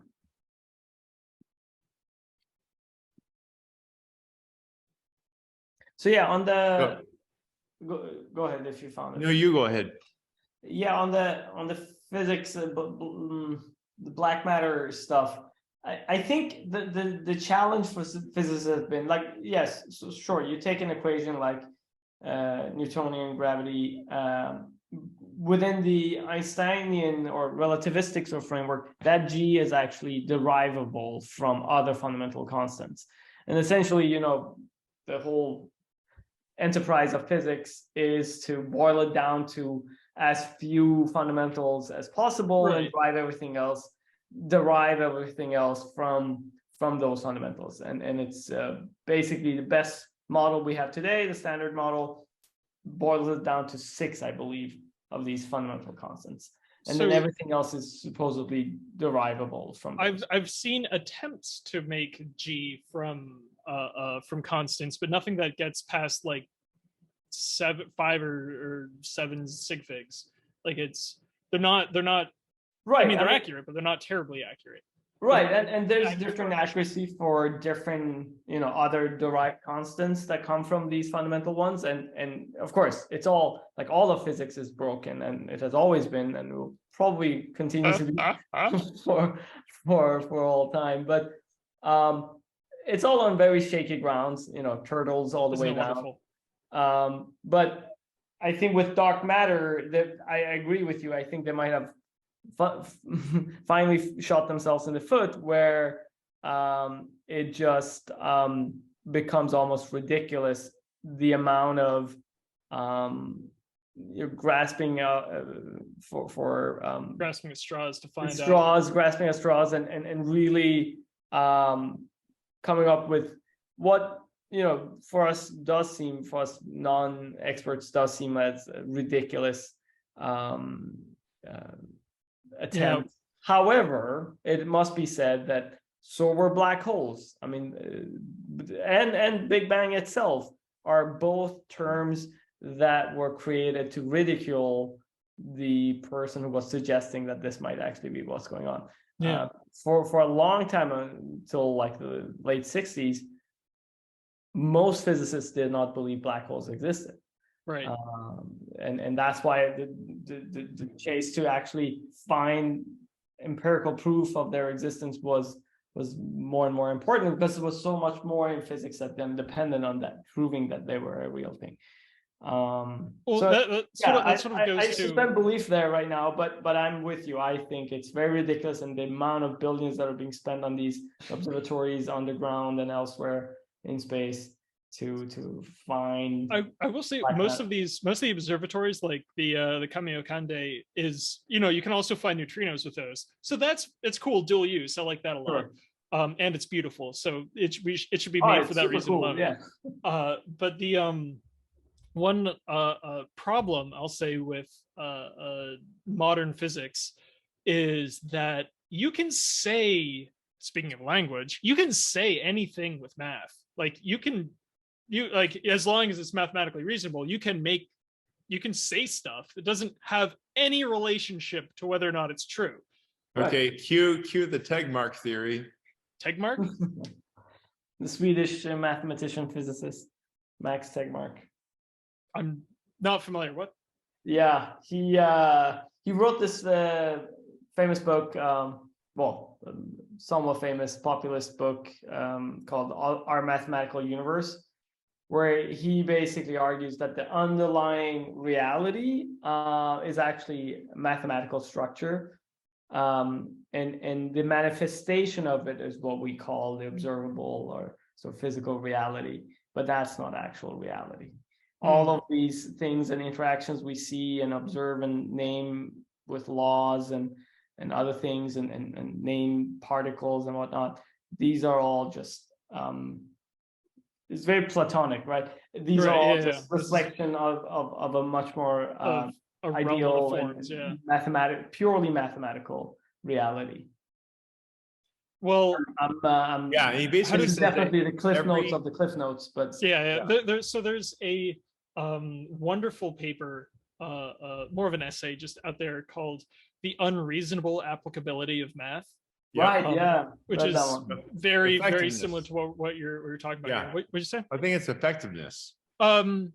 No, is it? It could be reasonable effectiveness of math, or something along those lines. But it's you get the idea. It's that why it's not immediately obvious why math should be so wonderfully effective at describing the universe, and the idea that there's a pure mathematical underpinning to the universe. Lovely idea.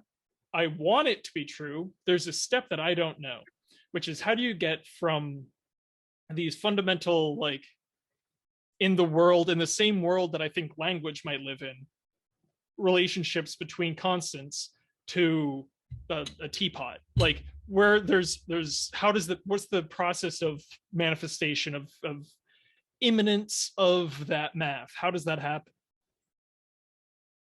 Yeah. Right. And so it's a question of a description versus actuality. And so there's another possibility aside from the unreasonable effectiveness of math, which is that the universe is actually asymptotically approaching math. It isn't math, but we could reasonably create the rules that undergird everything, but it's not actually that, but it's approaching that, which then brings back the sort of original idea of what is this thing of language. Language is another thing that we're approaching, or it's approaching our heads while our world is approaching the world of the laws.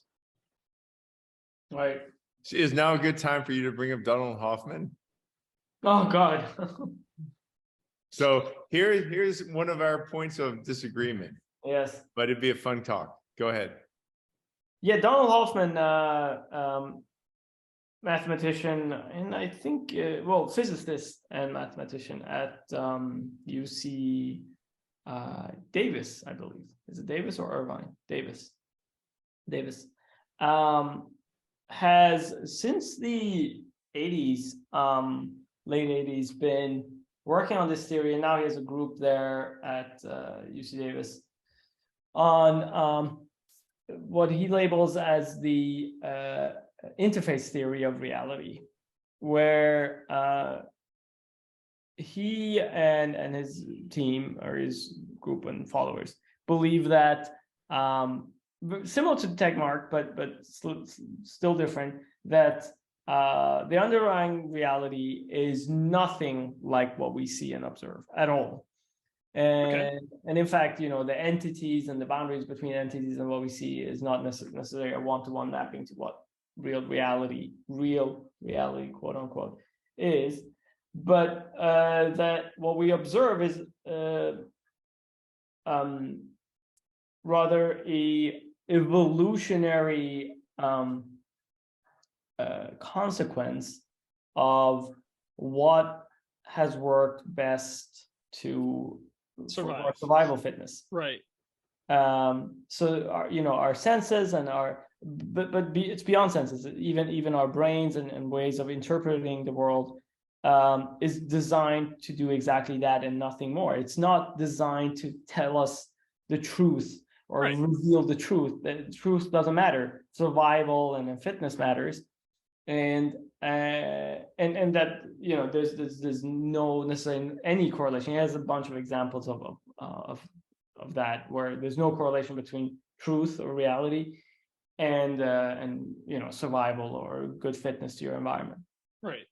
And yeah, he goes pretty deep philosophically, and the reason I'm very feel very drawn to his theory and model of reality is because it also aligns very neatly with a lot of modern, what's called Neo-Advaita Vedanta, and I'm very big into sort of what's called postmodern Zen Buddhism, or what's called non-duality type of philosophy of reality, where people like Bernardo Kastrup, who's a mathematician, philosopher, former computer scientist, has written tons about it, with Hegelian theories and Schopenhauer's theories are sort of revived in this modern context where the ontological reality, the ontological imperative for reality is a non-physical one.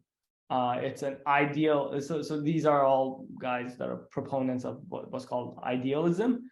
So so duality itself seems to be dead both amongst physicalists and idealists. Most modern scientists, philosophers, physicists seem to agree that there's no separation. Like either you can explain everything in terms of matter, which is the physicalists, or you can explain everything in terms of some other concept that's non-physical, like people like Tegmark or Bernardo Kastrup or Donald Hoffman, who believe that the underlying reality is something else, and we just create this mapping that's sort of our interface to it that's just optimizing for certain cost functions. So as becoming a non-dualist in the old days meant you eschew the idea that consciousness is on its own plane. But now they're eschewing the idea that the physical plane even exists.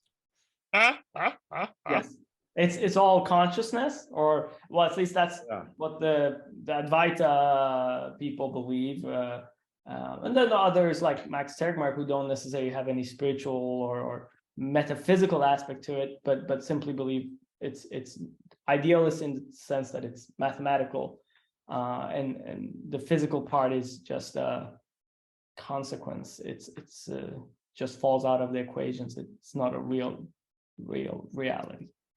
So I'm very amenable to the idea that there's not really a compelling reason to believe that our model of the world is any more accurate than is beneficial for our survival. That part makes total sense for me. The part that I sort of lose you at is at the end, where it's saying that this physical reality, it just sort of falls out of the equation. Again, it's my same question from earlier of how. Yeah. Like, is there an actual model for how that falls out? So every time Hoffman gets that question, is that his group is working on it. A rigorous mathematical. He keeps repeating that, right? Of course. I mean, it takes a while to mathematical framework, and that they're so far like explained it for certain processes and particles. Like there's that it's extremely complex maths, and he actually in recent interview I saw with him, Graham, he was saying how the thinking of probably the only way this can properly and fully comprehensively be put together mathematically for all of physics is through AI. There's no way a human, like they've worked several decades on just getting that mathematical mapping from this sort of idealist sort of perspective of reality to actual real reality, just for like I forgot, for like a number of the quarks. And it's like extremely challenging, and it's still just a mapping that is arbitrary in the sense that once we find something more fundamental than a quark and we say that no, this is what everything is made of, that needs to be redone anyway. So the second question I have is, why couldn't that fundamental underpinning, like let's assume for a second, let's take the perspective that they're right, there is some ideal state of things, and we are a byproduct of that Platonic form realm. Mm-hmm. Why wouldn't that be physical? Right. Why doesn't it? Why like it could be a weird physics, like we don't know it yet, but like. Well, it all boils down to what you mean with physical, right? Like you can just recalibrate and say that's what we call physics now. Yeah. It really boils down to what I think, for me personally, what a lot of these theories, or let's call them philosophies for now, boil down to is to question what we mean with physical reality. Like the physicality of it is just sense perceptions, right? There's no like there's no reason to believe that beyond just empirical physics, there's any other physicality, there's any other physical reality. Anything, sure, we can put together laws and descriptions for interactions, but these are the reason to believe that there might be some other physicality is that there are viable spaces for that are essentially currently unexplained. So for instance,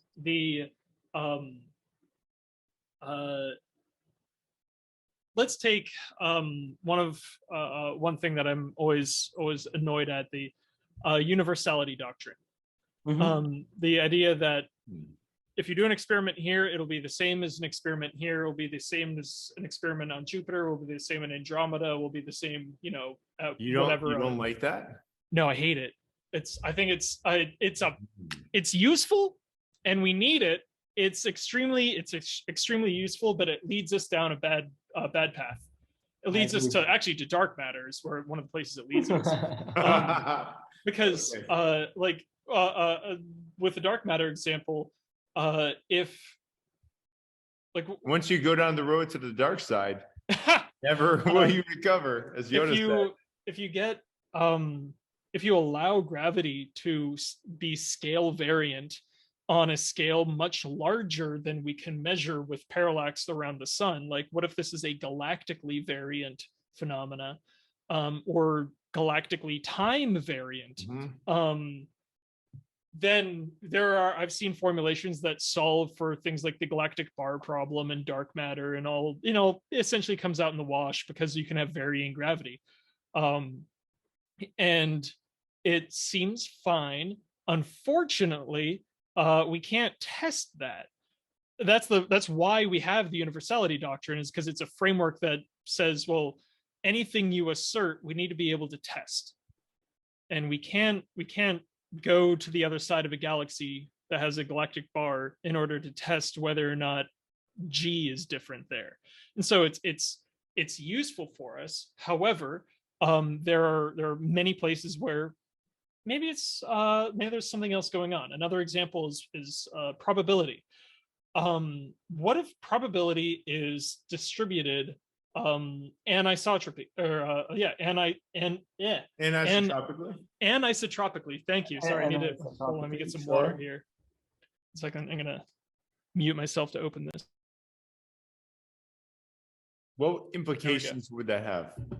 All right, so first off, quantum processes become a whole lot more difficult to compute. And it opens up a strata of interaction. So let's say that you're able to manipulate probability in one place versus another. You wouldn't necessarily be sending information, you would be affecting the distribution somewhere. So you could, perhaps send messages faster than the speed of light if you were allowed to somehow manipulate probability. There's a model of cognition out there, also first investigated by Penrose, but later expanded. Neurons. We're talking about machine learning, neural networks earlier, and I saw in an earlier episode you were talking about neuromorphic hardware. Neuromorphic hardware would allow more biomimetic approaches to machine learning processes, which would be good, assuming we understood how the neuron worked, which we probably don't. The normal models of the standard model of neurons, it has dendrites, one axon. Dendrites get stimulated axon sends out enough information after the integration threshold's been passed. Great. That works for everything almost. It's great. Great. Touching in your peripheral nervous system, that's how that all works. You get stimulated, nerves get stimulated, send information up. Your optic nerve or your rods and cones work on that way. In fact, we've actually figured out the human senses, all aside from the strong and weak force, basically cover the gamut of interactions in the universe. We don't see all of the colors, but we see, some colors. We've figured out that there's information encoded in the relative pressure gradients of gases. That's just sound. We've figured out that there's information encoded in relative behaviors or relative energies of photons hitting whatever ancestor to the optic nerve there was, the what's it called, light spot or whatever it's called. We found all these different mechanisms of interaction with the universe. Our neurons our evolution has on its own figured out a way to do it. Why they figured out these ones, I don't know. Are these all that there are? Maybe, maybe not. This goes back to the question of we have evolved to be survivable, not to have an accurate understanding of the universe. So there could be some strata of interaction that the universe is doing that we just haven't evolved a sense to interact with, that, I mean, maybe it could affect a lot of things. So back to the neuron model, I think it's like Henderson-Huxley is the neuron model that's the standard, I forget. But the idea is that you have these dendrites integrate information, you have other axons that stimulate the dendrites. They take information to the cell body that then sends a chemiopotential to the axon that releases some neurotransmitters, down the line, yada, yada. There's a problem with that model, which is that neurons aren't switches. They don't just fire when they're stimulated. There's an interaction time. There is a period of time that does not seem to be correlated with anything that we can identify, where they get stimulated, then they just sit for a little bit. How long? Just hang out. I could bring it up. It's a couple milliseconds, sometimes microseconds to milliseconds, but they just sort of sit there. And whether or not they fire, they're doing something. We don't know what they're doing. But what if this effect is pronounced among the cells of the prefrontal cortex? They seem to be doing more of something, we don't know what that is, than other cells in the brain. Why are they doing this? Does that have something to do with consciousness? Does that have something to do with awareness? Is there any other, strange behavior of the cells of the prefrontal cortex? Well, they have way too much cytoskeleton. They have like double or like 1.4 to 2x the amount of cytoskeleton than they actually need. What's cytoskeleton? It's just these, they're little tubes that provide the structure for basically microtubules? Microtubules, yeah, the cytoskeleton. Yeah, the type A microtubules. Yes, type A? Type A and type B. Type A is more symmetrical. And would do a better job. Yes. Providing a coherent quantum state. Yeah. So you know where I'm going. Coherent quantum state. You know where I'm going with this. Yeah, I didn't know they had more. I thought there was the pyramidal neurons, wherever they are, that have this. They're back here. The pyramidal neurons in the decussation of the pyramids. That's in the spine, or that's just after the brainstem. Wait, there are pyramidal neurons in the cortex only, I thought. Probably, they're all over, but the big concentration of pyramidal neurons is in the brainstem. I did not know that. It's my favorite term in neurology, the decussation of the pyramids. It's just great. It's fun to say. Okay, they're found in the cerebral cortex of virtually every mammal.